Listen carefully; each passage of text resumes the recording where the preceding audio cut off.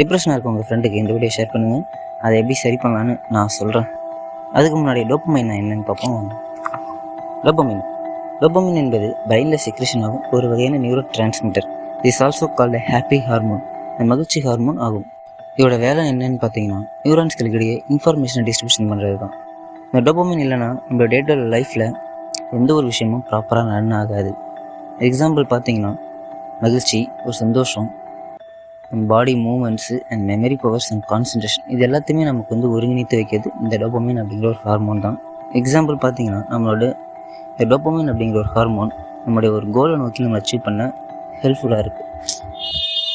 இப்போது எக்ஸாம்பிள் பார்த்தீங்கன்னா நம்ம ஒரு ஜாபோ அல்லது ஒரு பிஸ்னஸோ வாட் எவர், அது ஒரு கேலாக கூட இருக்கலாம். நம்ம அதை நோக்கி போகும்போது வாட் எவர் நம்ம அதை அச்சீவ் பண்ணும்போது நம்மளோட பிரெயினில் இன்க்ரீஸ் ஆகும் டோப்பமைன் அப்படிங்கிற ஒரு ஹார்மோன். ஆனால் இது அதிகமானாலும் ப்ராப்ளம் தான். டோப்பமைன் லெவல் இன்க்ரீஸ் ஆகும்போது சிசோஃபெனியா, ஹாலுசினேஷன், இந்த மாதிரி ஒரு சில ப்ராப்ளம்ஸ் வர சான்சஸ் இருக்குது. வித்தியாசமான சிந்தனையாக இருக்கலாம், அக்ரெஷன், அதிக உற்சாகம் இதெல்லாம் ஏற்படும், அண்ட் ட்ரக் அடிக்ஷன்.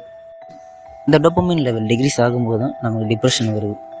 இந்த டோப்பமைன் லெவலை நம்ம அதிகரிக்க என்ன பண்ணுவோம்னு பார்த்தீங்கன்னா நம்ம டே டு லைஃப்பில் ஃபிட்னஸ் ஒரு பார்ட்டாக வச்சுக்கோங்க. அப்புறம் ஸ்லீப் ரொம்ப முக்கியம். chocolates and eggs and whatever and green vegetables is also include your foods to maintain dopamine levels in your body. It's also help in